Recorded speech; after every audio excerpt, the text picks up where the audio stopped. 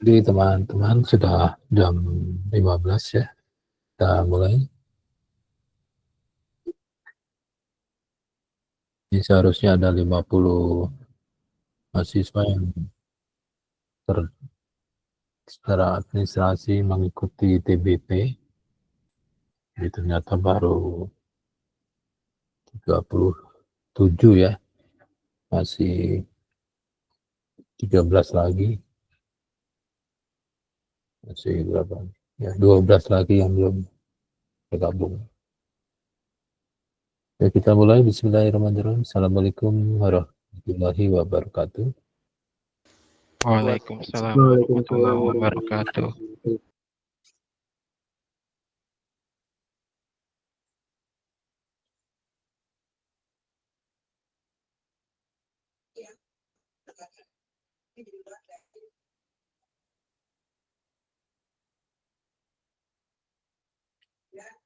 Di tatap muka hari ini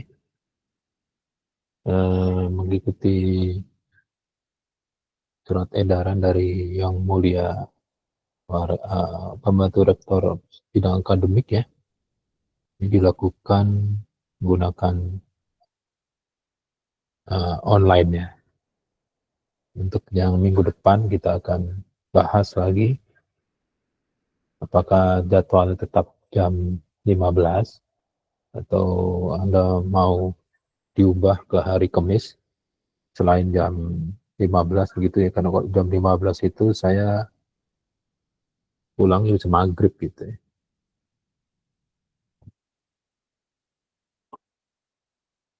Nanti teknisnya kalau memang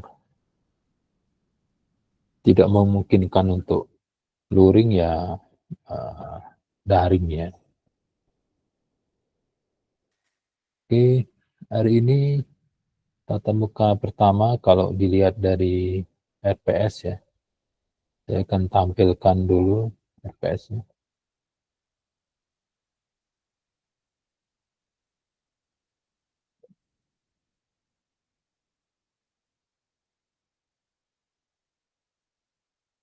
Jadi tatap muka pertama ini orientasi perkuliahan, menjelaskan pengertian ciri jenis klasifikasi belajar, mengidentifikasi pengertian ciri pembelajaran, membedakan pembelajaran dan pengajaran, dan menerapkan prinsip pembelajaran. Materi atau pokok bahasannya hari ini RPS, definisi belajar, ciri belajar, jenis belajar, klasifikasi belajar, terus setelah itu pengertian pembelajaran, ciri pembelajaran, perbedaan pembelajaran dengan pengajaran, dan prinsip pembelajaran. Kita ke RPS dulu ya.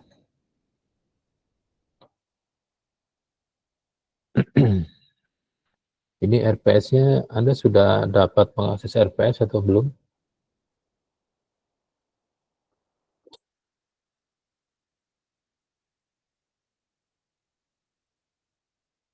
Seharusnya RPS-nya itu, kami dosen itu diwajibkan membuat RPS ya, mengembangkan RPS semua mata kuliah yang diampu. Itu sebelum di Agustus selesai, ternyata di akhir Agustus itu aplikasi untuk mengupload, mengembangkan RPS itu cooling down ya.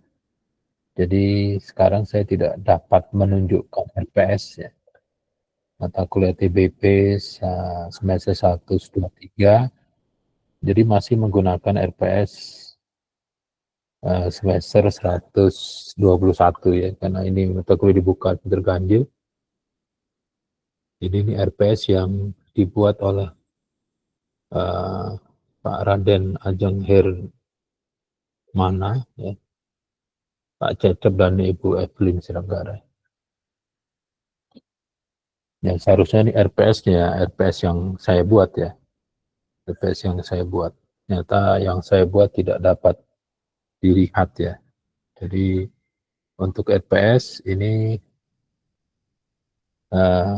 masih dibahas pokok bahasan aja, deskripsi dan pokok bahasan. Untuk penilaian itu belum ya, karena saya harus menunjukkan RPS yang untuk mata kuliah TBP yang sekarang ini ya.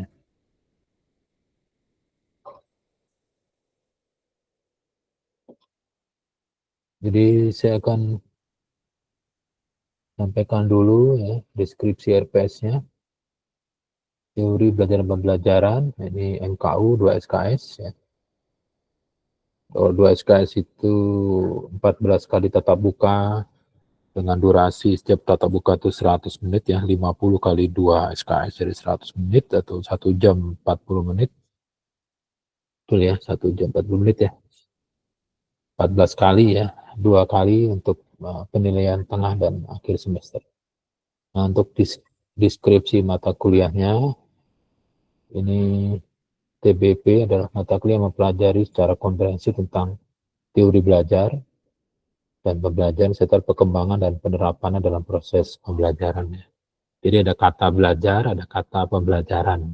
Ya. Nah, nanti fokus ini pada konsep dasar belajar dan pembelajaran, prinsip pembelajaran dan teori-teori belajar dan pembelajaran, lebih banyak teori ya.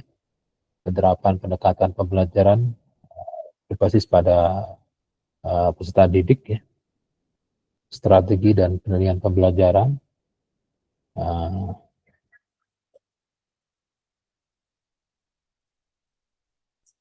terus pokok bahasannya, nah ini CPMK-nya.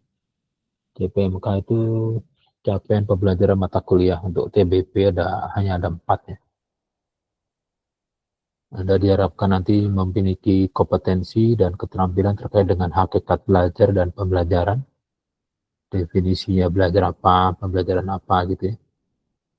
Memiliki kompetensi terkait dengan hakikat berbagai teori belajar. Jadi untuk belajar itu banyak teori. Terus mempunyai keterampilan menerapkan SCL, Student Centered Learning, sebagai pendekatan dalam pembelajaran. Dan yang keempat, ini dapat menemukan alternatif solusi dari berbagai isu aktual dalam pembelajaran. Jadi pembelajaran itu pasti banyak masalah ya. Nah, peluang-peluang solusinya seperti apa gitu. Jadi Anda yang ngambil TBP ini ya seharusnya mahasiswa S1 pendidikan apa gitu ya. Kalau non-dik itu tidak wajib mengambil mata kuliah TBP. Itu CPMK-nya. Nah, ini pokok bahasannya ada ya, pengertian ciri prinsip dan seterusnya gitu ya. Itu nanti dibahas semua. Ini ada 7 pokok bahasan. Belajar dan pembelajaran, teori belajar, pengertian media sumber belajar dan kurikulum, pembelajaran di abad 21 itu seperti apa. Terus pengertian pendekatan, strategi dan metode dan teknik pembelajaran. Jadi ada SCL ya, Student Centered Learning. Konsep evaluasi hasil belajar, evaluasi pembelajaran dan penilaian alternatif. Udah hanya itu aja. Nanti ada tugas ya, ada ujian tengah dan akhir semester. Tagihannya seperti ini, tapi ini berbasis LMS. Kalau menggunakan data semester yang kemarin 122, LMS-nya itu pada saat mau diambil untuk proses penilaian ternyata tugas-tugas tidak bisa diisi, linknya hilang, penuh data dan sebagainya, sehingga penilaian mata kuliah menggunakan MKU di mata kuliah LMS yang menggunakan LMS UNJ di 122 itu tidak maksimal. Hingga saya nanti akan mencari peluang-peluang supaya tidak menggunakan LMS ya. UNJ maksudnya menggunakan LMS yang lain. Jadi nanti ada tugas individu, ada penilaian tengah dan akhir semester. Dah, itu aja. Untuk tugas kelompok nanti ada case based learning, tapi belum belum dapat saya buktikan di sini karena RPS saya belum bisa mendownload. Ya, mau mendownload tapi aplikasinya sedang cooling down.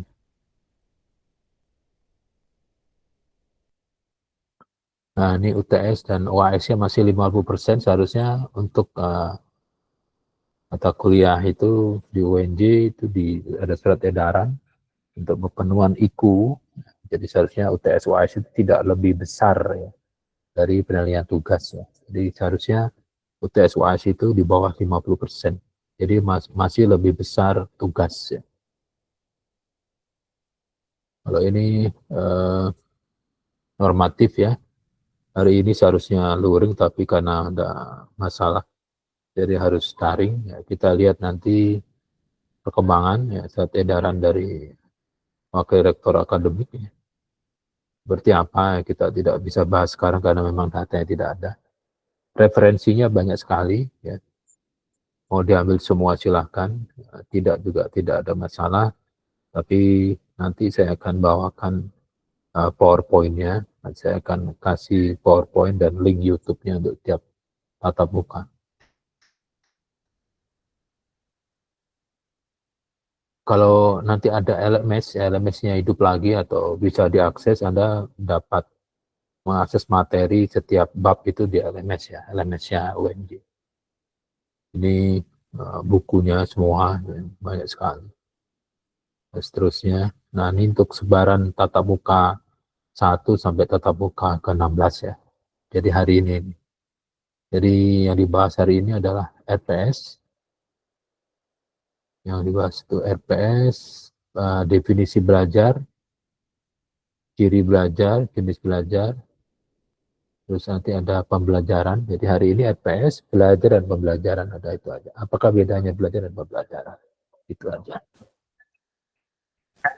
Oke ya, kita mulai ya. Saya akan stop. Ada pertanyaan untuk RPS dari teman-teman sebelum saya mulai ke materinya? Jadi kata kuncinya RPS itu ada tugas mandiri, ada tugas kelompok. Tentunya tugas mandirinya lebih banyak dibanding tugas kelompok. Tugas kelompoknya hanya satu, itu bentuk case ya, kasus ya, case based learning, belajar berdasarkan kasus. Ada nanti penilaian tengah dan akhir semester. UTS dan UAS bisa dilaksanakan menggunakan test based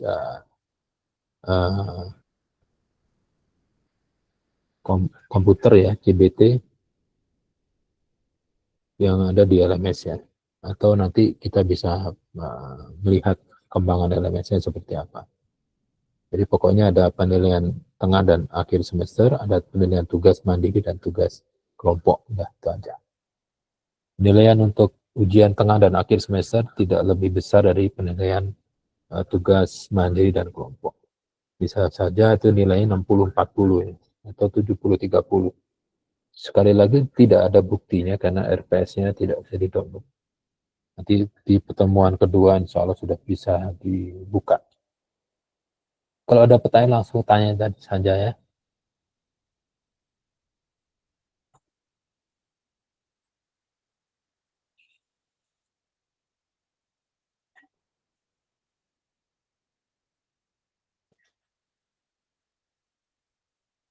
Kita masuk ke bab 1. Bab 1 adalah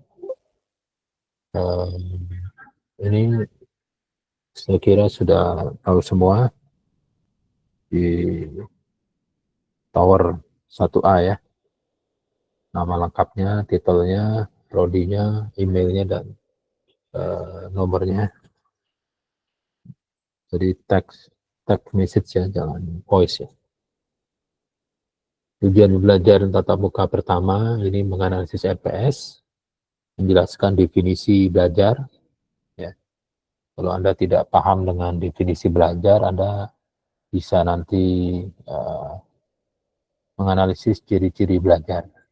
Jadi kalau tidak, ini definisi belajar itu rumit Pak. Ya sekarang dilihat dari ciri belajarannya. Jadi kalau ciri-ciri belajar itu muncul, berarti ada proses belajar yang sedang terjadi gitu. Misalnya ciri belajar, indikator belajar itu ada 4. Kalau 4-4-nya muncul di suatu tempat, berarti di situ ada proses belajar sedang berlangsung, atau sedang terjadi, atau sudah terjadi. Yang berikutnya adalah belajar itu banyak sekali klasifikasinya. Nanti setelah belajar Anda sudah paham, baru belajar kita membahas pembelajaran, definisinya, apa pembelajaran. Kalau masih terlalu abstrak, kita bahas ciri-ciri pembelajaran sedang telah dan sudah terjadi. Setelah itu perbedaan paradigma, istilah pembelajaran, pengajaran, dan yang nanti sisanya itu deep learning, service learning ini nanti saja ya kalau ada waktu.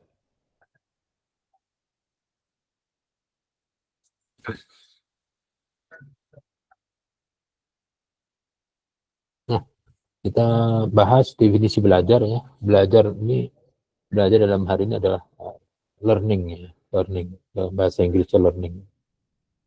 Jadi ini didefinisikan oleh beberapa orang dalam suatu buku ya, Springer. Belajar pada dasarnya adalah tentang perubahan yang, jadi perubahannya bukan satu ya, jamak. Jadi belajar itu adanya perubahan yang terus-menerus terjadi. Perubahan di bidang apa? Ya kemampuan, ability ya. Kemampuan, sikap itu ya karakteristik ya. Keyakinan, belief, pengetahuan, knowledge, model mental, jadi cara berpikir dan keterampilan seseorang. Keterampilan ini hubungannya dengan motorik ya. Motorik itu bagaimana otot Anda kan, panca indera, tangan, kaki, semua anggota tubuh Anda itu kan dapat digerakkan. Yang gerakan tulang itu adalah otot. Otot itu nempel di tulang, dan nanti otot itu dapat digerakkan menggunakan saraf-saraf yang dapat menggerakkan otot. Nah, saraf itu dikendalikan oleh otak. Nah, otak itu yang mengendalikan adalah model mental ya. Ya gitu ya. Jadi kalau keterampilan itu yang dilatih ototnya. Jadi kalau Anda mempunyai keterampilan dalam memasak gitu ya, itu yang mempunyai kemampuan itu ototnya. Jadi ototnya harus dilatih. Kalau melatih otot itu dengan cara apa? Ya latihan, cara terus menerus. Kalau nggak dilatih ya nggak bisa gitu.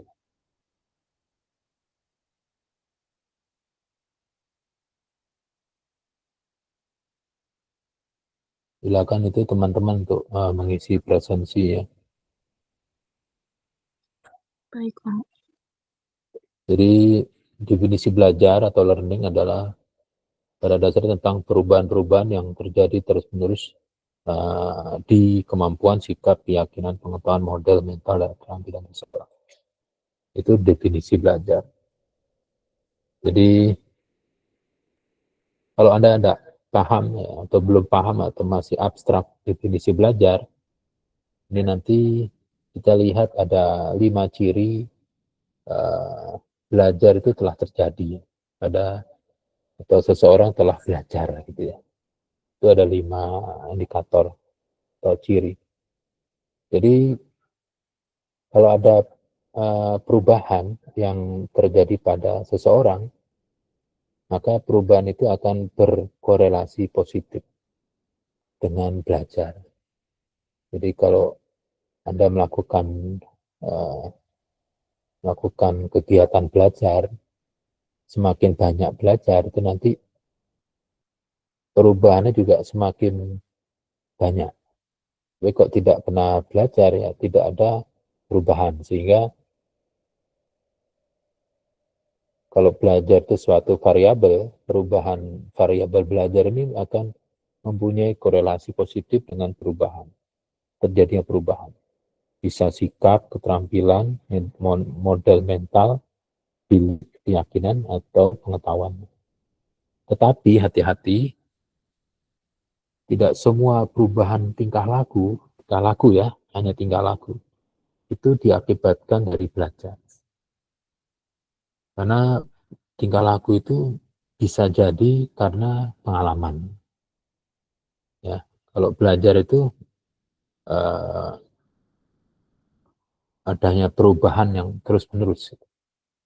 Nah, sekarang perubahan tingkah laku yang mana ya sebagai akibat belajar, ini ada indikatornya.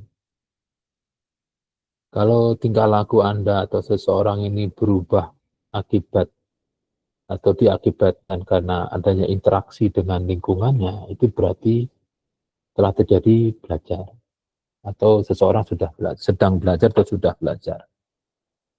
Nah, sekarang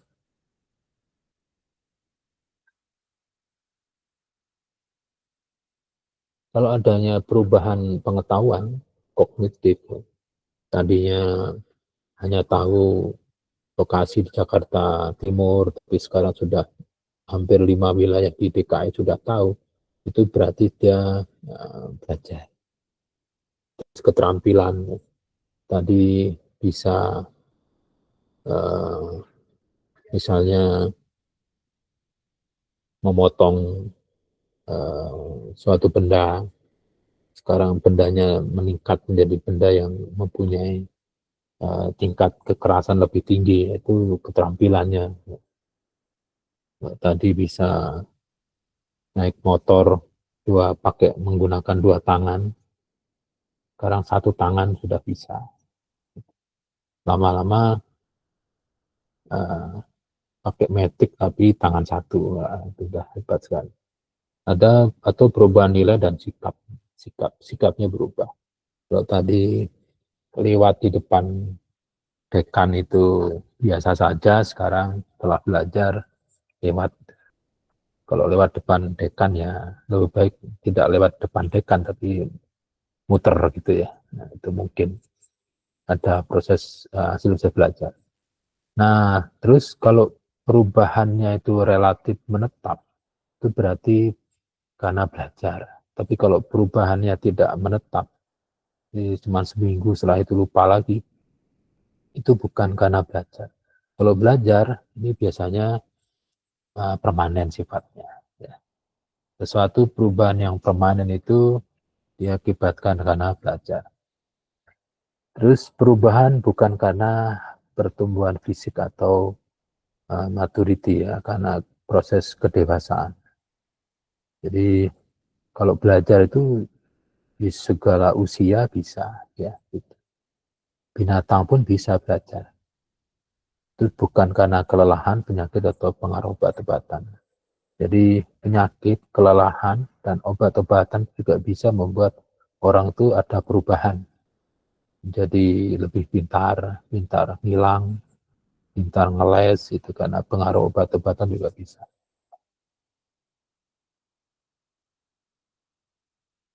Nah, ada beberapa jenis belajar ya. Belajar itu ada banyak sekali, itu dapat dikelompokkan dalam berbagai jenis ya. Ada belajar formal. Belajar formal ini belajar yang mengikuti jalur formal. Jadi dari mulai TK, SD, SMP, SMA, perguruan tinggi itu formal. Nah, pembelajaran formal ini biasanya diselenggarakan oleh pemerintah dan pihak swasta ya. Itu nanti ada kurikulumnya, ada gurunya, ada tempatnya, ya, ada rentannya, dan nanti ada ijazahnya. Ijazahnya biasanya ada ujiannya bisa disamakan dan seterusnya. Itu formal. Jadi misalnya kemarin sekolah terakhir di mana? Di SMA Negeri 42 misalnya. Oh, kalau Anda, saya di SMK 89. SMK 89. Mana ada Pak, SMK kan hanya sampai 74. Ya, waktu itu saya SMK 89, masuk jam 8, pulang jam 9. Oh, jadi nggak sekolah gitu ya. Mana ada sekolah jam 8, pulang jam 9. Nah, yang disebut terakhir ini adalah pendidikan non formal. Jadi bukan pendidikan, belajar di tempat belajar non formal.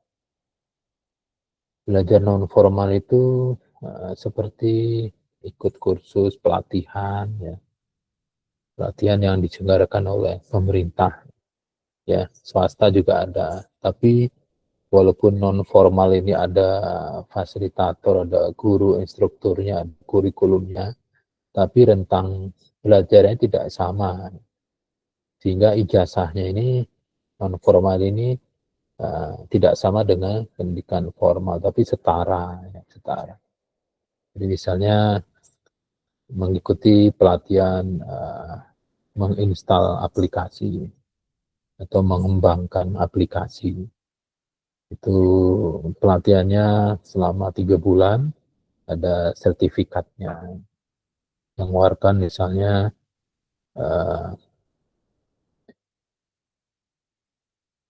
BLK itu, misalnya seperti itu, atau Microsoft, ya, atau institusi-institusi swasta yang memang kompeten. Terus ada lagi belajar informal. Informal itu belajar di masyarakat. Itu informal. Ini tidak ada ijazahnya. Ya, informalnya tidak ada ijazah.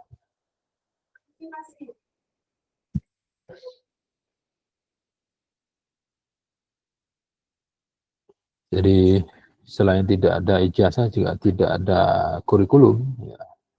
Jadi informal itu ya belajar di masyarakat. Jadi ada 6 bulan itu ikut saudara bapak Anda atau ibu Anda di komplek militer. Nah, itu informal. Oh, kehidupan militer kayak gini. Begini. Itu informal. Mandiri itu, belajar mandiri itu adalah belajar atas kemauan sendiri. Nah, ini ya tidak disuruh, ya, tidak disuruh. Jadi sifatnya karena memanage dirinya sendiri, mengatur sendiri tujuan, cara, waktu, dan sumber belajarnya itu belajar mandiri. Jadi biasanya orang seperti ini mempunyai inisiatif, motivasi yang kuat, karena dia mampu mengatur waktu, strategi sesuai dengan kebutuhan.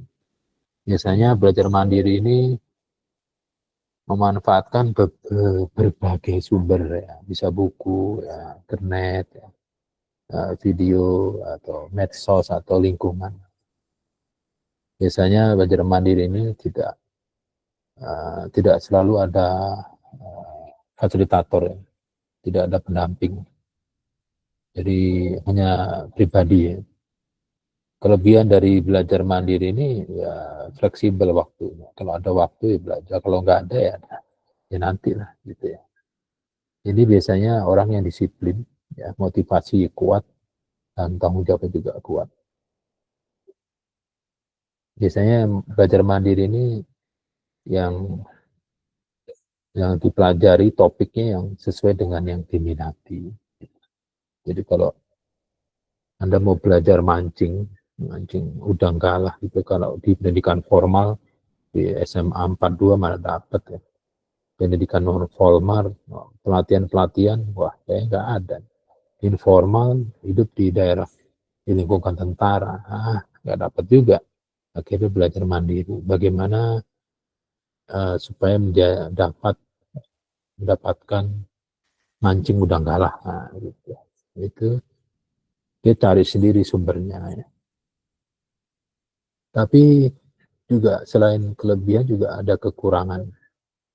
Ini kalau sedang motivasinya sedang digrogotin sehingga berkurang, ini ya tidak disiplin ya.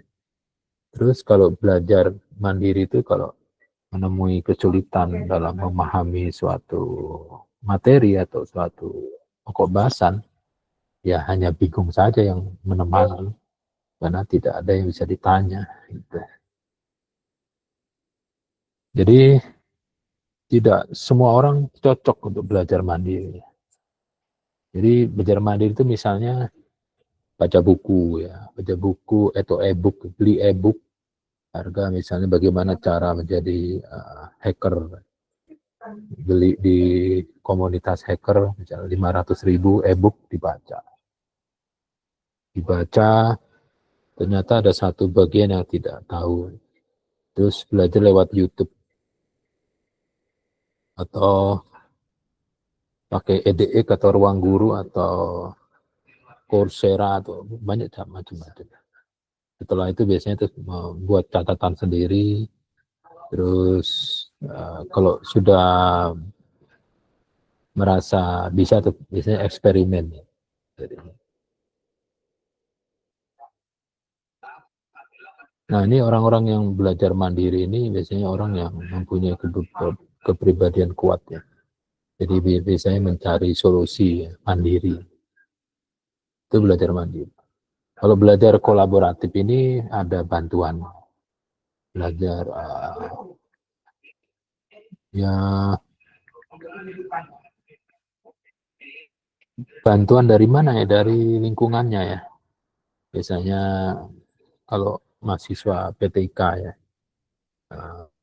nggak paham dengan suatu mata kuliah, itu belajar dengan kakak seniornya, gitu. Kerjasama dengan mahasiswa yang sudah pernah mengambil, saling bertukar ide ya, atau kadang belajar kolaboratif ini untuk mempercepat pemahaman itu belajar kelompok. Jadi ada kerjasama aktif antar kelompok atau antar anggota. Jadi penekanan kolaborasi ini adalah diskusi, sharing ide, dan sharing peluang-peluang solusi untuk memecahkan masalah secara bersama-sama. Jadi ini belajar kolaborasi ini bisa juga belajar dengan dosen, tapi dosen yang bukan mengampu mata kuliahnya kan nggak enak kalau di kelas ya sama Eik, di luar sama Eik kan nggak enak. Nah dampak dari belajar kolaborasi ini mempunyai kemampuan komunikasi yang kuat ya, bisa speak dengan anggota yang lain ya, melatih kepemimpinan, toleransi dalam menerima apa ya ide jawaban dari orang lain, terus dapat memahami konsep diskusi ya, terus motivasi dan dapat membiasakan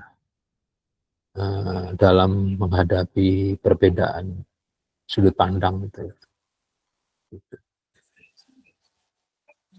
Jadi itu yang pelajaran yang kolaborasi. Biasanya kolaborasi ini kalau dalam kelas itu project based ya, project based learning. Diskusi kelompok untuk menyelesaikan masalah itu menggunakan project based. Jadi mengembangkan aplikasi website itu secara kelompok itu bisa.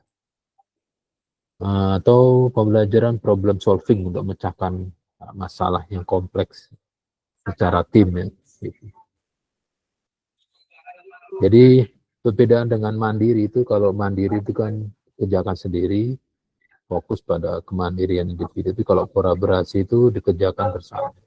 Fokusnya pada interaksi dengan kerjasama tim. Itu kalau kolaborasi. Nah kalau belajar visual ini orang yang ada kan bisa lihat ya prosesor. Kalau PTIK itu kan ada nanti ada arsitektur komputer ya, arsitektur komputer. Kalau zaman dulu itu VGA, display adapter, memori itu ditaruh di South Bridge dan North Bridge ya. Jadi arsitektur komputer itu biasanya memori ya, memori utama, main memory itu ditaruh dekat dengan prosesor.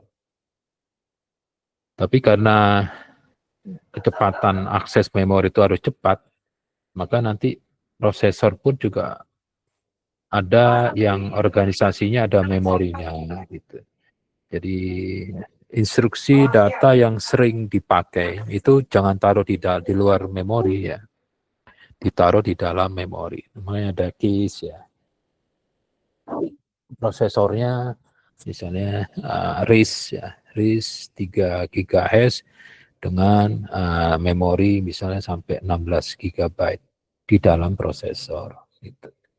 Lama-lama nanti VGA card-nya itu PL bus itu tidak di luar prosesor, tapi di dalam prosesor. Kalau Anda lihat sekarang organisasi prosesor yang sekarang-sekarang itu kaki keluaran prosesor itu ke memori dan ke display. Sehingga I/O yang jarang dipakai, yang kecepatannya lambat, itu ya jauh dari prosesor. Mouse itu kan tidak perlu cepat. Keyboard itu mau kecepatan berapa? 1 detik 100 karakter juga percuma. Jadi jangan terlalu dekat dengan prosesor. Nah, dalam hal kecepatan akses ke dalam prosesor itulah Anda nanti belajar visual. Jadi ada orang yang anggota himpunan manusia yang kecepatan transfer data dari mata ke prosesornya itu lebih cepat dibanding dari hidung, dari indera mulut sama telinga. Orang-orang disebut yang orang-orang ini yang mempunyai kecepatan transfer rate data ya, FSP-nya dari data mata ke prosesor itu disebut belajar visual. Orang-orang yang kalau belajar dengan melihat data histogram, warna-warni, itu lebih cepat masuk ke dalam prosesor, itu disebut belajar visual. Orang-orang yang hanya melihat kondisi pasar saja sudah, wah ini pasarnya tidak hidup atau begitu. Itu orang-orang visual. Jadi jenis belajar visual adalah belajar yang mengedepankan data yang sifatnya bisa data tidak bergerak ya, JPG, JPEG atau moving atau move ya. MP3, MP4, 3GP dalam bentuk video atau tampilan-tampilan grafis ya. Itu visual. Ada lagi yang belajar audio. Jadi dia lebih cepat memahami sesuatu jika melalui pendengaran. Jadi kalau baca buku itu wah jadi masalah karena kecepatan mata ke otak itu jauh lebih lambat. Jadi dia lebih suka mendengarkan. Jadi mendengarkan orang bicara, mendengarkan YouTube yang sedang menjelaskan itu, dia lebih suka, tidak perlu lihat gambarnya, tapi dengan suara saja itu sudah cepat memahami apa yang dibahas. Itu gaya atau jenis belajar auditori. Biasanya orang-orang auditori ini kalau belajar itu mukanya tidak mengarah ke sumber suara ya, sambil ngelihat tapi ngelihatnya kosong, tapi yang sedang on itu telinganya. Kalau kinestetik ini dia tidak mau baca, tidak mau pakai mata, tidak mau dengar, tapi dia lebih suka untuk langsung praktek. Itu kinestetik. Jadi belajar menginstal Windows misalnya, itu tidak perlu lihat YouTube, tidak perlu baca. Saya langsung aja, mana komputer yang nggak ada OS-nya, mana flash-nya, setelah setting di BIOS, itu settingnya di membaca, setelah baca post test di mainboard, langsung boot up loadernya dari flash disk. Nah, flash disknya aja yang dikasih OS-nya ya untuk booting pertama. Nah, dia lebih cepat mempelajari sesuatu yang langsung dipelajari dengan cara praktek langsung. Itu kinestetik. Nah, kalau orang-orang seperti ini biasanya langsung maunya tuh melaksanakan. Gitu. Jadi misalnya bagaimana cara memancing, ya, nggak perlu baca buku atau lihat YouTube, langsung beli pancing, tanya sama orang yang mancing, yang sedang mancing, pinjam alatnya, terus langsung pakai umpannya itu langsung mancing. Itu langsung bermakna dibanding teori, ya, harus baca, harus mendengar. Yang terakhir ini sebenarnya masih banyak ya, tapi yang dikumpulkan dalam LMS itu ya hanya 9 ini. Jenis belajar pengalaman. Jadi belajar mendapatkan perubahan yang sifatnya menetap karena pengalaman.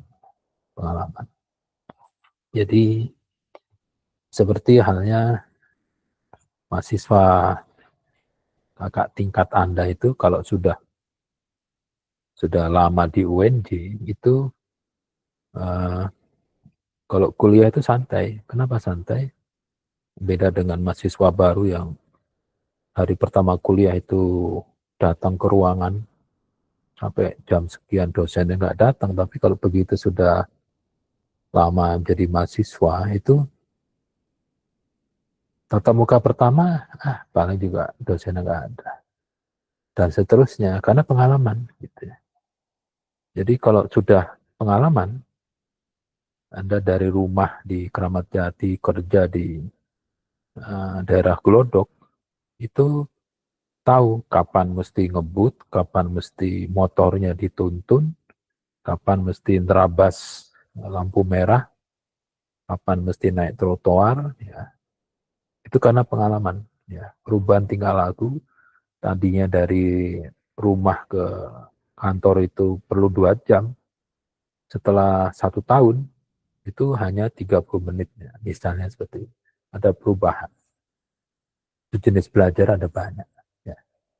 Ada yang mana? Ya, tanya sama diri Anda sendiri. Nah, yang jelas untuk di prodi saya itu, di S1 Pendidikan Teknik Elektronika, di semester yang di mahasiswa baru kemarin, dari 98 mahasiswa angkatan 2025, itu ada anggota himpunan mahasiswa yang asalnya dari SMA, dari SMK, dan dari MTS. Tapi ada beberapa yang tidak mengangkat tangan saat ditanya dari paket C.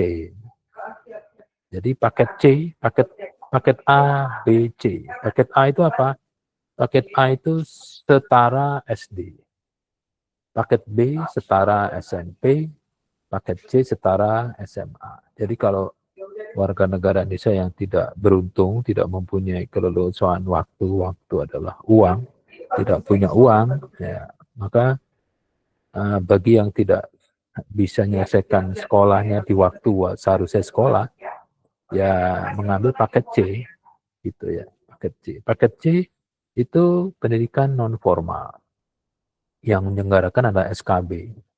SKB biasanya kalau di SMA Negeri 1 misalnya, Bandung Utara, itu dia juga menyelenggarakan paket C. Nah, yang ngajar juga guru-guru juga, ASN, PNS, tapi masyarakat di sekitar situ yang tidak mempunyai waktu, karena dia harus bekerja mencari nafkah, sehingga tidak bisa, kalau mengikuti pendidikan formal kan dari pagi sampai siang, Senin sampai Sabtu.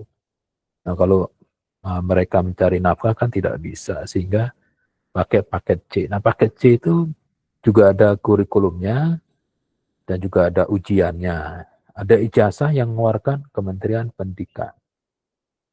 ijazahnya juga Pruri, Pruri yang mengeluarkan. Jadi ijazah paket C itu setara SMA, bukan SMA, setara SMA.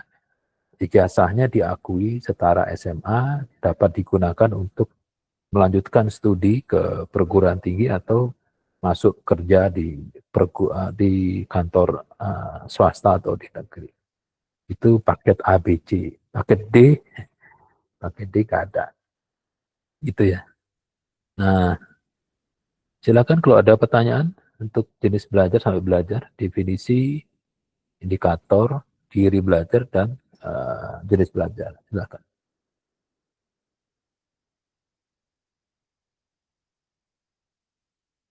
Ya, usahakan ada bertanya ya. Jadi kalau kita ini kuliah ya, ada mahasiswanya ada Pak, dosennya ada tuh, satu-satunya tuh. Terus pakai apa? Ini pakai Google Meet. Tapi kalau tidak ada interaksi, nah itu bukan pembelajaran. Ya. Tidak ada belajar di situ. Adanya kumpul-kumpul saja. Gitu ya. Jadi disebut belajar. Ya, Anda belajar itu adanya pembelajaran. Nah, pembelajaran itu nanti setelah ini ya, itu adanya interaksi. Interaksi itu ya ini tanya jawab ini. Ya, ini enggak, saya tanya nggak ada yang jawab, nggak ada yang nanya. Kalau ada yang nanya saya jawab. Supaya ada interaksi, supaya ada bukti bahwa kita ini pembelajaran. Anda mengikuti proses, Anda sedang belajar. Nah, sekarang disebut belajar itu ya ada pembelajaran. Nanti pembelajaran dibahas setelah ini. Ada pertanyaan silahkan. Supaya ada interaksi.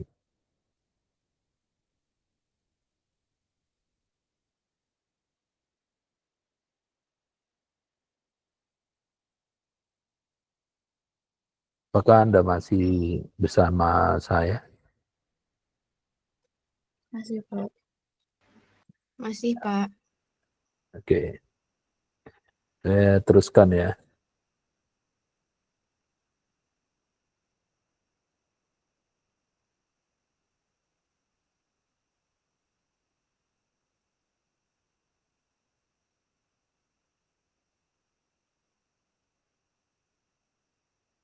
Nah, sekarang kita masuk pembelajaran ya.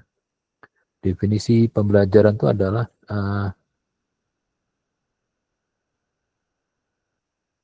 pembelajaran itu suatu kegiatan yang ditujukan untuk membuat belajar itu terjadi, gitu ya.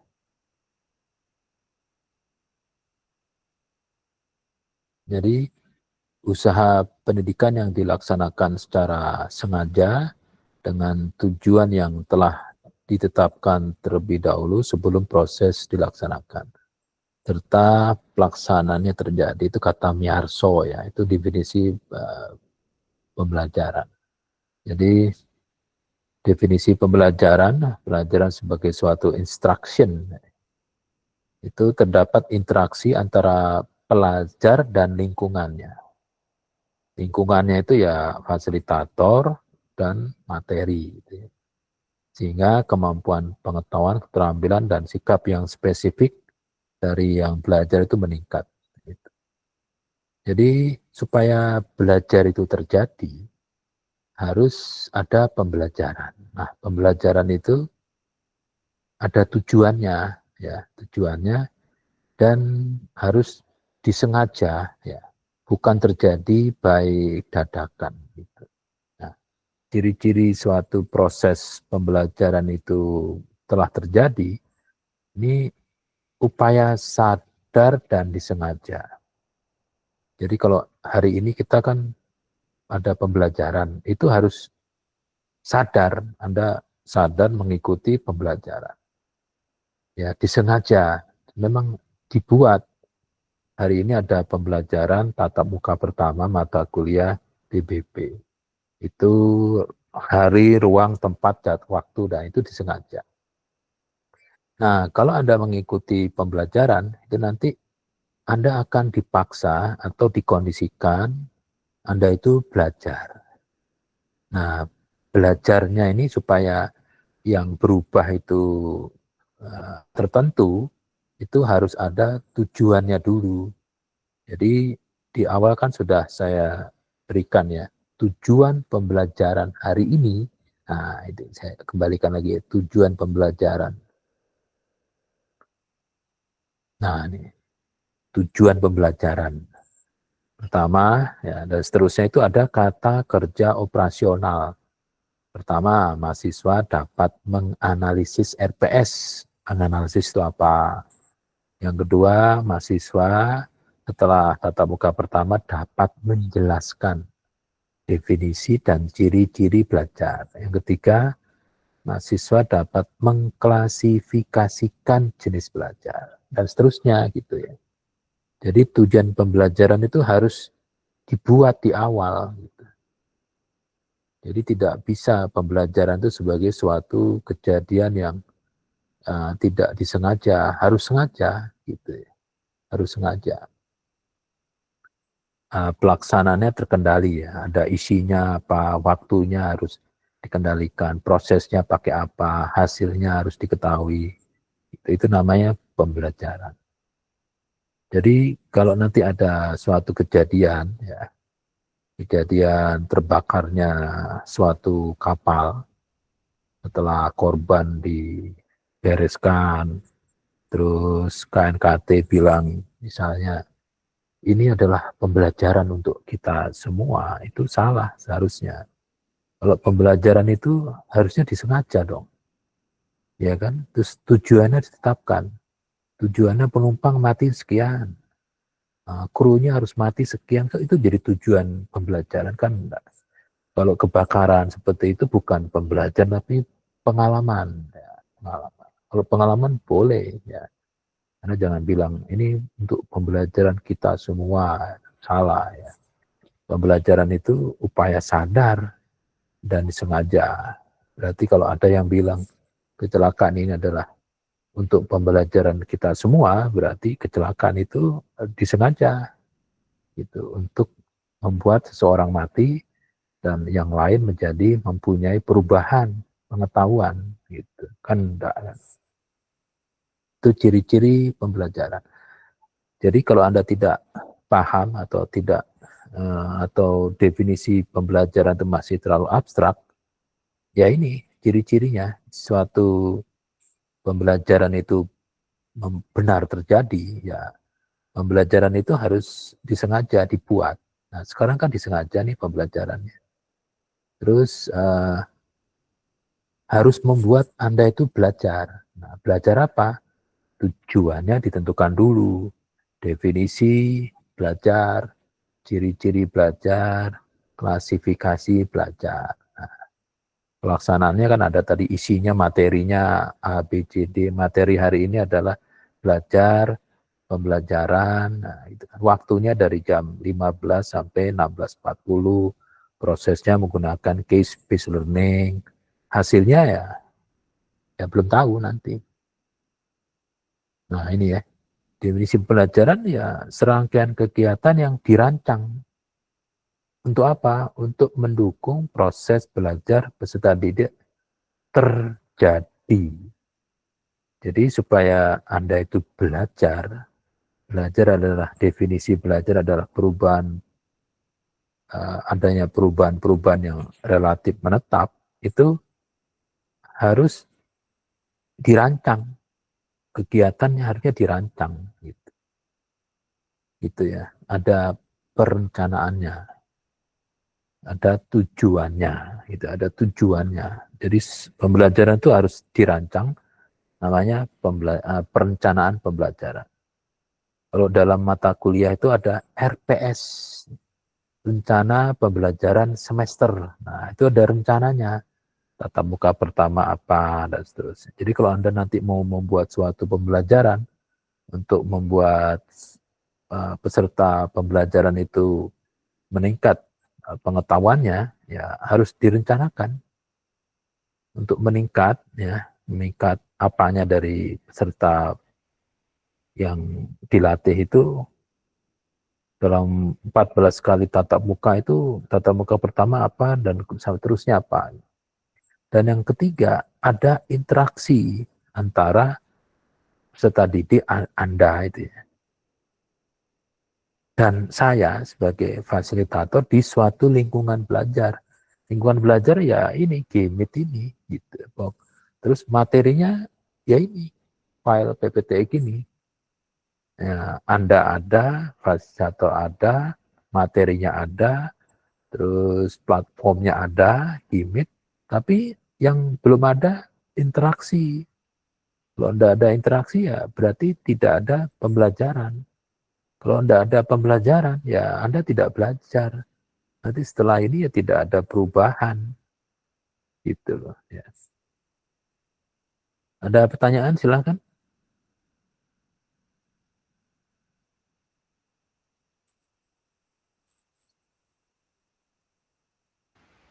Belum ada, Pak. Oke. Nah, sekarang pembelajaran dan pengajaran. Apa sih bedanya pembelajaran sebagai instruction dengan pengajaran? Ya. Nah, ini pendidikan dan pembelajaran. Kalau pendidikan ini dilaksanakan oleh mereka yang berprofesi sebagai pendidik. Kalau pembelajaran dilaksanakan oleh mereka yang dapat membuat orang belajar. Jadi kalau pendidikan itu harus difasilitasi oleh yang mempunyai profesi sebagai pendidik. Kalau profesi sebagai pendidik yang mempunyai sertifikat pendidik, ya. Punya license lah. Ya. Tapi kalau pembelajaran itu tidak perlu. Pokoknya ada seseorang atau sistem yang bisa membuat orang belajar, itu disebut pembelajaran. Ya, orang itu bisa saja robot ya, supaya ada interaksi. Nah, pendidikan dan pembelajaran tujuannya, kalau pendidikannya tujuan menyampaikan informasi kepada si yang belajar. Nah, tapi kalau yang pembelajaran tujuan akan terjadi belajar pada diri peserta didik. Nah, seperti itu.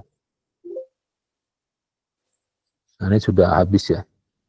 Silakan kalau ada pertanyaan, perbedaan belajar dan pembelajaran.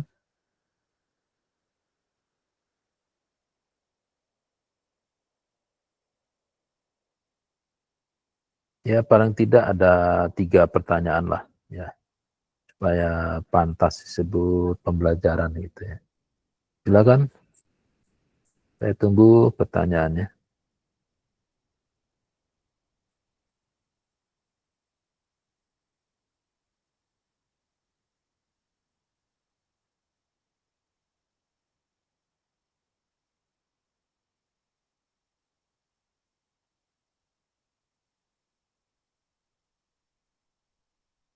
Kalau orang-orang tua atau yang lebih tua itu kan kadang tanya ya, kamu kok nggak belajar? Kan bukan nanya, kamu kok nggak pembelajaran nih? Kamu kok nggak belajar? Ya, belajar itu ya tadi, belajar mandiri. Ya, belajar formal. Nah, belajar formal ya di kelas. Ada gurunya, ada. Tapi kalau pembelajaran, nah, ada interaksi. Gitu. Ada interaksi. Jadi kalau Anda di waktu sekolah dulu ya, atau saat sekolah saat ini sebagai mahasiswa, dosennya tidak ada, ya, terus dosennya itu memberi tugas, nah itu berarti kalau Anda mengerjakan tugas itu di kelas, itu berarti Anda sedang belajar. Belajar apa? Menyelesaikan masalah yang diberikan dosennya, itu berarti belajar berkolaborasi gitu ya. Bukan pembelajaran. Kalau pembelajaran itu harus ada interaksi antara Anda dengan fasilitator, dengan lingkungannya. Itu harus ada interaksi. Kalau tidak ada interaksi, itu bukan pembelajaran, tapi hanya belajar. Ya, hanya belajar. Makanya belajar itu mandiri juga bisa. Belajar mandiri bisa. Tapi kalau pembelajaran mandiri itu nggak bisa. Ya, nggak bisa.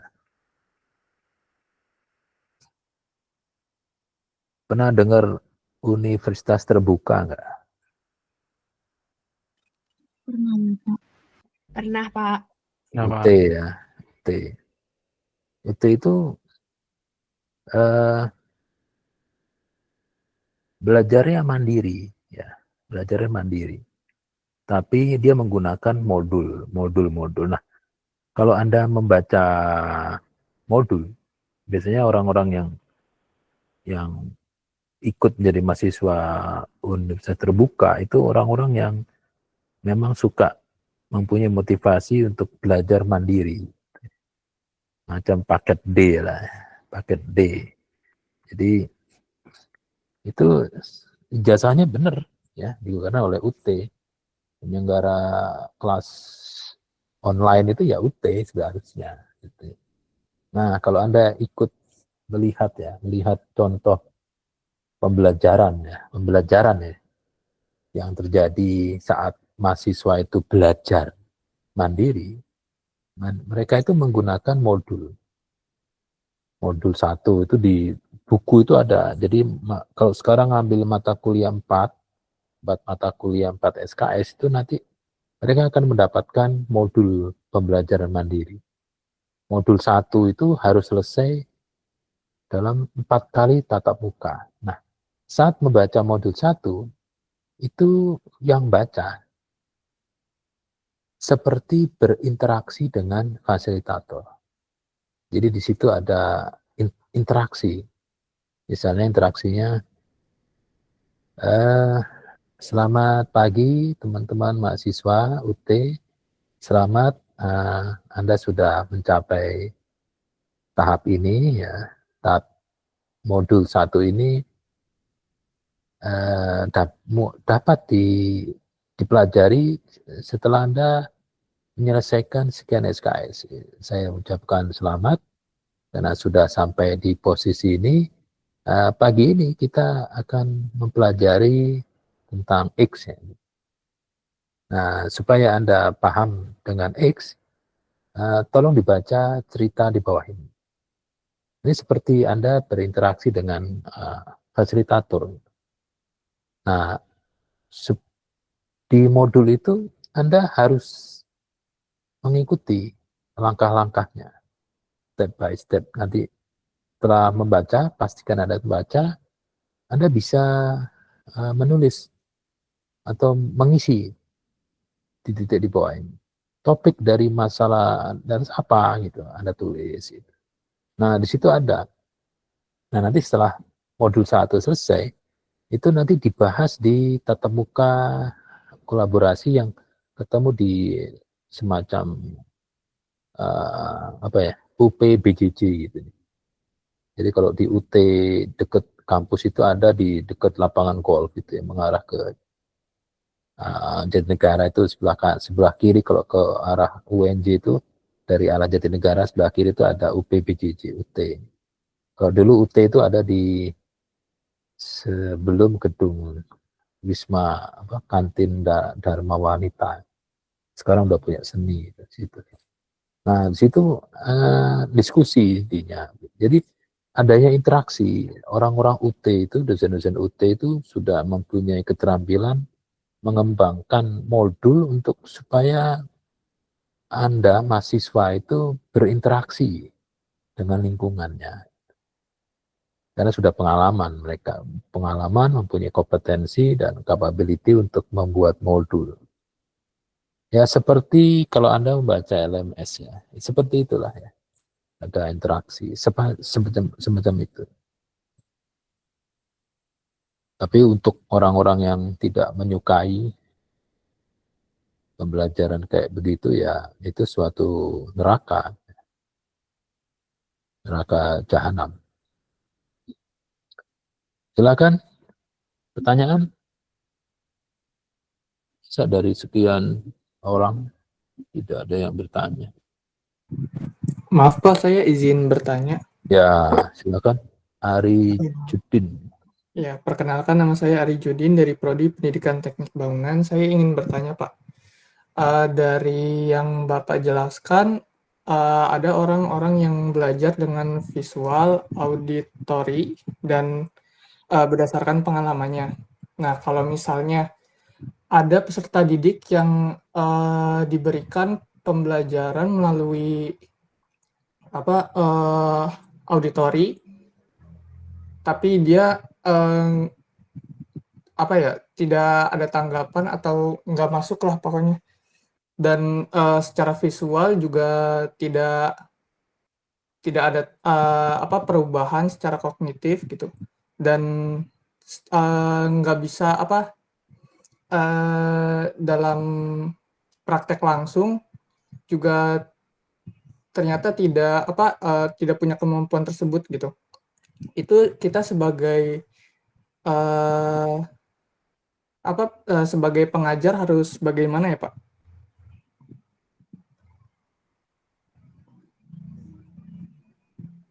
Terima kasih. Jadi masalahnya ada peserta didik yang sudah diberikan, sudah dicoba mengikuti beberapa jenis belajar, tapi tidak ada perubahan ya, tidak ada perubahan perubahan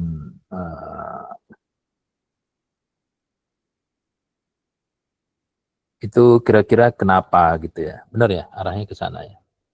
Iya benar, Pak. Dan apa yang harus kami lakukan sebagai pengajar untuk anak ini bisa mendapat ilmunya gitu, Pak? Harus dengan metode apa gitu? Jadi gini, Anda di teknik bangunan ya, betul Mas ya? Iya benar, Pak. Jadi misalnya di teknik bangunan itu kan ada pengetahuan dan keterampilan ya. Ya, benar. Setiap mata kuliah itu kan pasti pembelajarannya ada CPMK-nya, tujuannya adalah memberikan pengetahuan dan keterampilan ya, supaya mahasiswa yang mengikuti mata kuliah di bidang studi teknik bangunan itu sebelum dan sesudah mengikuti mata kuliah itu ada perbedaan. Jadi adanya perubahan, pengetahuan jadi bertambah dan keterampilan juga bertambah, kan gitu ya. Nah sekarang kalau mahasiswanya itu diberi mengikuti proses pembelajaran ya, supaya terjadi proses belajar, tapi ternyata tidak ada efek ya. Sekarang tidak ada efeknya itu yang tidak meningkat apanya Mas? Pengetahuannya, keterampilannya atau apanya? Dalam segala aspeknya sih, Pak. Ya, dalam kognitif dan keterampilan. Oke, sekarang gini, juga. teman-teman ya, kalau ada masalah dalam proses pembelajaran sehingga peserta didik itu tidak meningkat pengetahuan dan atau keterampilannya, maka ini adalah masalah dalam pembelajaran. Tapi kalau yang tidak meningkat itu sikapnya, ya, itu bukan ranah dari pembelajaran.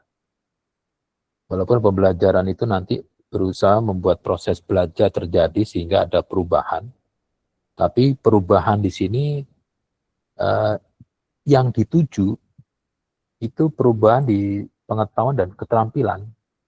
Karena kalau Anda itu mengikuti mata kuliah yang diuji itu UTS, UAS, tugasnya itu di bidang pengetahuan dan keterampilan. Kalau mata kuliahnya itu sifatnya praktek, nanti ujiannya keterampilan. Terus kalau mata kuliahnya itu sifatnya teori, itu yang diuji adalah pengetahuan. Ya kan? Apakah pernah Anda itu diuji sikap Anda? Tidak, toh? Tidak, Pak. Nah, jadi kalau masalah pembelajaran itu masalah karena sikap, itu bukan masalah pembelajaran. Ya. yang menjadi masalah yang harus diselesaikan dalam proses pembelajaran adalah kalau peserta didik atau mahasiswa yang mengikuti mata kuliah atau mata pelajaran itu ada ketertinggalan dalam pengetahuan atau keterampilan. Nah, gitu. Nah, sekarang misalnya pengetahuannya tidak berubah setelah mengikuti proses pembelajaran, walaupun fasilitatornya sudah berusaha supaya proses belajar itu terjadi pada diri peserta didik di suatu kelas, ternyata setelah di evaluasi itu si X ini tidak meningkat, ya, tidak ada perubahan pengetahuannya. Pengetahuannya kemarin, pengetahuan awalnya ada 3, sekarang tetap 3, tidak ada perubahan. Sedangkan teman-temannya sudah banyak berubah. Nah, kalau seperti ini, ya teman-teman ya, kalau seperti ini maka Anda harus melakukan observasi secara komprehensif ya. Lihat faktor eksternal yang meningkatkan perubahan atau hasil belajar di sisi pengetahuan itu kan ada 2 ya. Yang membuat ya hasil belajar atau yang faktor-faktor yang mempengaruhi hasil belajar ya, ada perubahan pengetahuan, keterampilan, dan sikap, itu ada 2, faktor internal dan eksternal. Faktor eksternal itu adalah strategi pembelajaran yang dilakukan, dipilih untuk diterapkan di kelas. Terus kurikulum, itu kan luar ya, penjadwalan. Ini kayak sekarang gini nih, tidak baik sebagai penjadwalan. TBP, 2 SKS, mata kuliah dengan substansi yang berat, dikasih di jam 13, jam 15.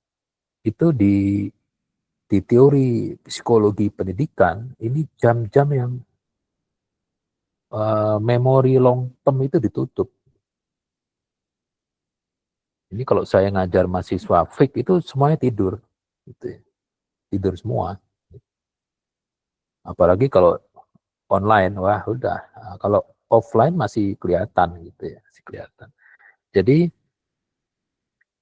2 faktor eksternal termasuk kompetensi guru itu kan sama ya. Dari 30 peserta didik ini hanya 10 yang hasil belajarnya tidak meningkat, tidak ada peningkatan pengetahuan. Sedangkan yang lainnya meningkat. Nah, 10 ini berarti bukan faktor eksternal, tapi dugaannya adalah faktor internal dari 10 peserta didik. Faktor internal itu pertama motivasi. Biasanya motivasinya rendah. Jadi masuk dalam kelas di SMK atau SMA itu bukan karena keinginan sendiri, tapi karena keinginan orang tua. Jadi ada mahasiswa, kenapa kamu hasil belajar kok rendah ya? Saya sebetulnya pengen jadi dokter Pak, tapi disuruh jadi guru. Oh, kenapa? Saya seharusnya ikut Juanda Flying School Pak, jadi pilot. Tapi saya disuruh mama saya jadi guru. Gitu. Itu motivasi rendah.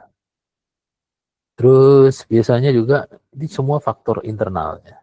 Mentalnya kurang siap, ya, tidak fokus, ya bosen, tidak punya tujuan hidup ya. Terus gaya belajarnya beda. Bisa jadi gaya belajar seseorang itu kan ada yang auditori, tapi yang dilaksanakan oleh fasilitatornya itu visual. Itu seharusnya strategi ya yang diterapkan di suatu kelas itu seharusnya mengacu ke hasil observasi. Seharusnya satu siswa itu satu guru. Satu guru untuk satu peserta didik. Itu kalau belajar ilmu silat ya, pendekar 212 itu ya satu guru ya satu murid. Tapi kalau satu kelas 32 peserta didik, kan perlu 32 guru, enggak punya, sehingga disamakan. Jadi diuji, dites di awal, kalau yang lolos itu berarti mempunyai pengetahuan awal yang sama. Tapi ternyata dari 32 itu, Kalau mahasiswa satu angkatan itu misalnya 74 atau 84, itu pasti tidak sama pengetahuan awalnya. Kenapa? Pintu masuk jadi mahasiswa UNJ kan ada 5 pintu. Pintu pertama pakai rapot, terjaring 40 mahasiswa. Dengan tes ujian tulis pertama 40. Nah 40 yang pertama sama kedua kan pasti beda. Yang ketiga pakai mandiri. Wah, kalau mandiri itu kan saingannya politik. Wah, itu lebih nggak jelas lagi. Jadi tidak sama. Jadi kalau mau menyamakan ya di kelasnya dibagi 3. Mana yang dari rapot, mana yang ujian tulis, mana yang mandiri. Itu 3 mode pembelajaran seharusnya. Makanya tidak ada kode seksi. Ada satu angkatan itu dibagi menjadi 3 kelas, itu seharusnya mengacu ke situ.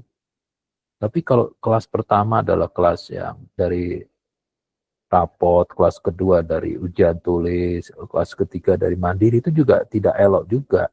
Jadi nanti tidak bisa berbaur. Nah, akhirnya menyamakan, disamakan, ya akhirnya gaya belajarnya tidak sesuai. Ya, terus psikologi ya. Belum lagi faktor eksternal. Jadi untuk mencari solusi yang tepat ya memang harus disesuaikan terhadap karakteristik dari peserta didik. Gitu. Jadi misalnya Anda mau membuat tembok ya. Tembok itu kan tergantung hebel, batu kali, batu bata, atau cor-coran apa gitu. Nah, treatment yang dilakukan kan harus sesuai dengan komponen yang dipakai kan, Mas Arijudin? Iya benar Pak. Lah iya. Jadi tidak bisa disamakan gitu. Sedangkan semen itu kan itu ada spesifikasinya gitu loh. Ya, coba kalau kita analoginya kita jadikan ke peserta didik. Peserta didik itu batu bata, tapi Anda pakai mortar misalnya. Yang ini bukan untuk batu bata. Nah, ini akan apa yang terjadi? Nah, gitu. Jadi ya memang seharusnya yang ideal ya sebelum memilih, sebelum merencanakan pembelajaran, ya sekali lagi pembelajaran itu kan harus direncanakan. Itu harus melihat karakteristik peserta didik. Ya, peserta didik itu ada kumpulkan, suruh mangap, terus Anda kasih air, kepret air, mana yang teriak, berarti ini kelompok 1, mana yang merem, kelompok 2, mana yang pingsan, kelompok 3. Nah itu nanti ada 3 strategi pembelajaran gitu ya.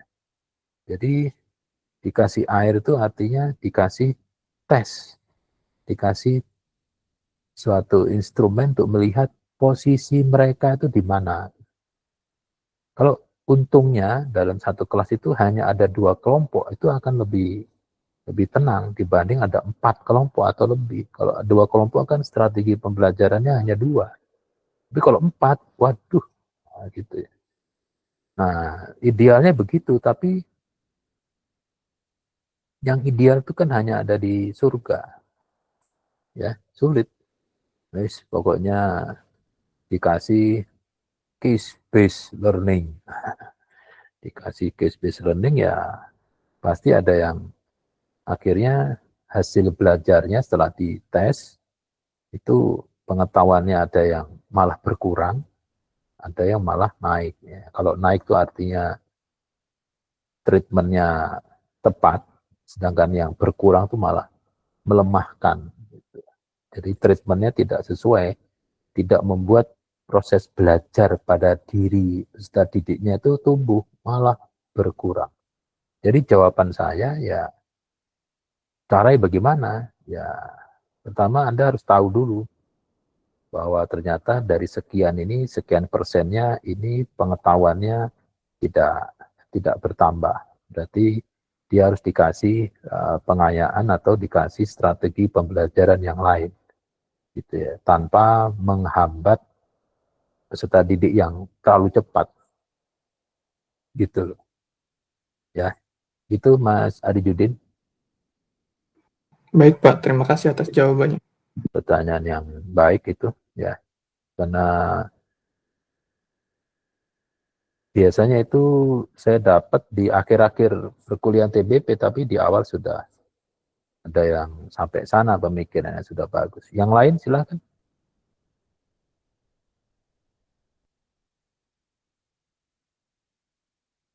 Jadi seperti menanam bibit ya, pohon produktif itu bibitnya itu tidak begitu beli tidak langsung ditanam ya teman-teman ya. Ini analogi ya. Bibit yang mau ditanam itu harus diseleksi dulu. Dari mulai beratnya harus sama, kadar airnya harus sama. Ya, dari 1 ton itu yang sama semuanya hanya 1 kilo. Nah, 1 kilo inilah yang dianggap mempunyai karakteristik yang sama. Nah, kalau karakteristiknya sama, ini nanti treatmentnya akan disamakan. Dikasih tanah yang sama, air yang sama, pupuk yang sama, diharapkan semuanya akan mempunyai hasil belajar yang sama meningkat. Tapi kalau 1 ton itu Anda ambil bibit sembarangan, nanti ada yang pertumbuhannya itu tidak secepat yang lain. Nah, ini. Tapi kan kita tidak bisa menyamakan peserta didik dengan melihat bibit tadi kan. Kita hanya percaya proses rekrutmen yang dilakukan oleh UNJ ini sudah standar ya. Kita tidak tahu. Karena ujian yang disebut ujian itu kan kita nggak tahu bahwa nilainya dia maksimal itu karena apa. Karena mungkin dia membeli mouse yang sudah dikasih aplikasi sehingga saat mouse-nya digeser ke jawabannya, itu mouse-nya mengunci di suatu titik. Begitu dia mouse-nya itu hover itu melayang di atas huruf C, dia mouse-nya diam. Berarti C ini yang benar.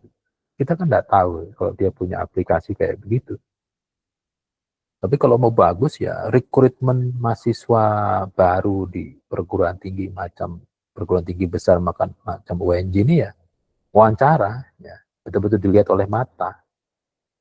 Jadi kalau dia yang jawab itu kenapa jawab seperti itu, bukan asal musek-musek ya, asal milih. Kalau milih itu kan ada laki. Itu pasti akan jos. Berarti akabri itu rekrut akabri itu selain tes ya dilihat. Jadi sama, tingginya sama, uteknya sama. Yang membedakan akabri tiap angkatan itu ya nasib saja. Kalau nasib kan tergantung doa. Gitu. Silakan yang lain. Ingat ya, pembelajaran itu harus direncanakan supaya proses belajar terjadi pada peserta didik. Kalau tidak terjadi, yang salah siapa? Ya tergantung. Kalau secara mayoritas hasil belajarnya itu tidak ada perubahan, berarti perencanaannya tidak dibuat secara komprehensif. Yang salah siapa ya? Yang salah yang merencanakan. Gitu. Makanya RPS itu harus dibuat harus dibuat dengan cara melihat karakteristik peserta didik. Tapi yang terjadi coba, RPS dibuat sebelum mahasiswanya daftar. Ada lagi yang bisa dalam perdebatan ya. RPS mata kuliah umum bersama se-UNJ itu dibuat satu dengan asumsi, misalkan asumsi ya, semua mahasiswa yang ikut itu sama. Ya kan belum tentu. Karakteristik mahasiswa FIK dengan mahasiswa psikologi itu berbeda. Sekali lagi, kalau ngajar mahasiswa FIK, FIK-nya K-nya 2 sekarang, itu tidur. Ya, mahasiswa FIK itu kalau mata kuliah olahraga melek, tapi mata kuliah kayak begini tidur semua. Wah, kalau luring, wah itu parfumnya harus yang nomor premium supaya jos ya, supaya jos. Kalau enggak Anda ikut tidur. gitu. Tapi menjadi perdebatan juga pada saat mengajar di IKK gitu. Wah, rumit. Silakan, ada pertanyaan yang lain? Baru satu, kurang dua. Yang ibu-ibu, silakan.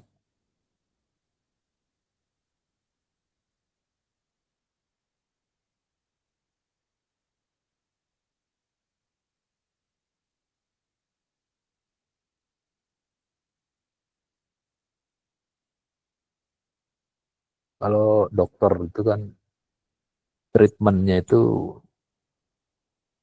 belum bisa dipilih. Sebelum dokter itu mendengar keluhan. Sakit apa yang dikeluhkan, bla bla bla bla. Dokter juga nggak percaya, jangan-jangan hanya mulutnya dia. Makanya perlu didukung supaya mendefine penyakitnya itu dengan secara kuantitatif, diuji lab. Oh ini pemeriksaan darah, difoto, MRI dan sebagainya.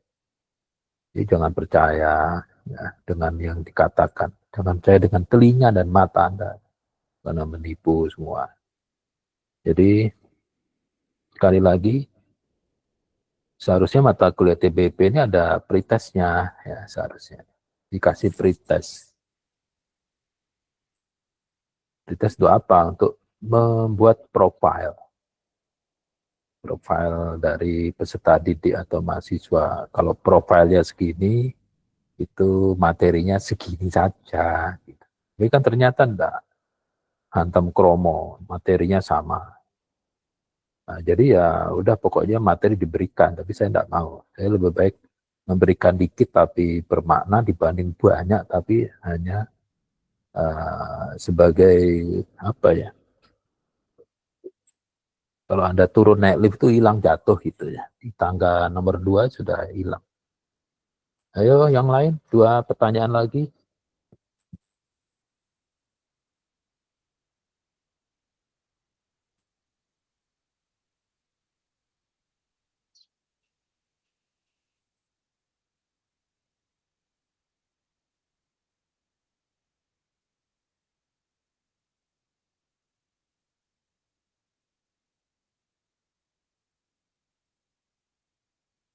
Silakan, yang lain. Atau Mas Ari Judin mau nambah lagi, silakan. Masih ada waktu.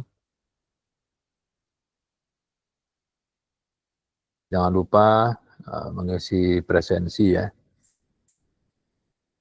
Saya akan lebih suka kalau jadwal yang jam 15 ini digeser gitu ke jam yang mendekati pagi gitu ya. Hari Kamis. Silakan nanti kalau memang ada keleluasan waktu di hari Kamis atau nanti kita bisa diskusi. Mungkin PJ-nya ya yang diskusi dengan saya. Nah, kalau hari Kamis jam 15 itu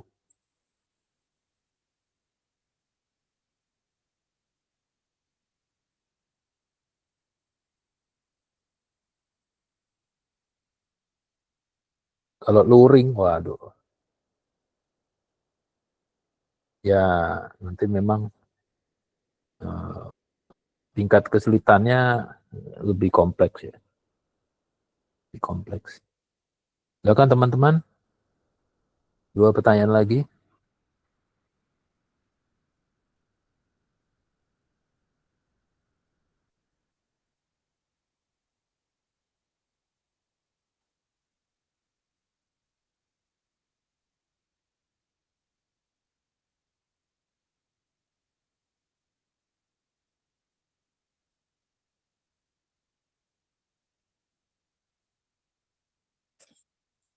Ya nanti di tatap muka ke berapa itu ada ya, untuk membuat motivasi belajar peserta mata kuliah atau peserta didik itu bisa meningkat ya. Itu ada trik-triknya gitu, ada kalau analogi menanam pohon itu ada pupuknya gitu ya. Kalau tumbuhan kan NPK ya, itu ada pupuknya. Salah pupuk bukannya malah naik, tapi malah jadi masalah gitu ya. Tidak efisien. Ya, tidak efisien. Dari reward ya, ada punishment, ada reward dan sebagainya. Gimana? Satu pertanyaan lagi, kalau memang dua agak sulit, ya, sekarang dari ibu-ibu, dari yang mahasiswi, silakan satu pertanyaan.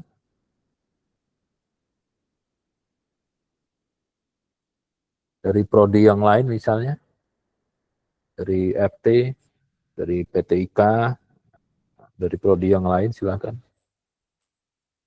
Kalau saya tidak diperbolehkan mengajar di yang teknik elektronika ya, karena nggak tahu gitu, harus prodinya lain. Yang tadi jam 1 tadi saya malah mahasiswa TBP dari Fakultas Ekonomi.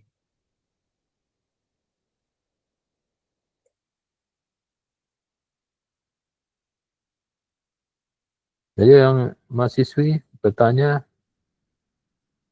satu saja pertanyaan.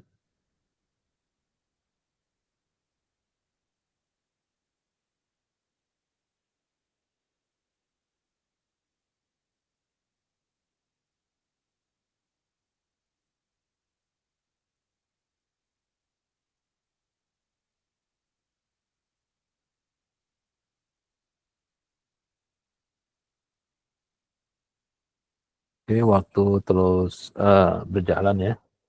Saya kira kalau nunggu juga belum tentu ada pertanyaan.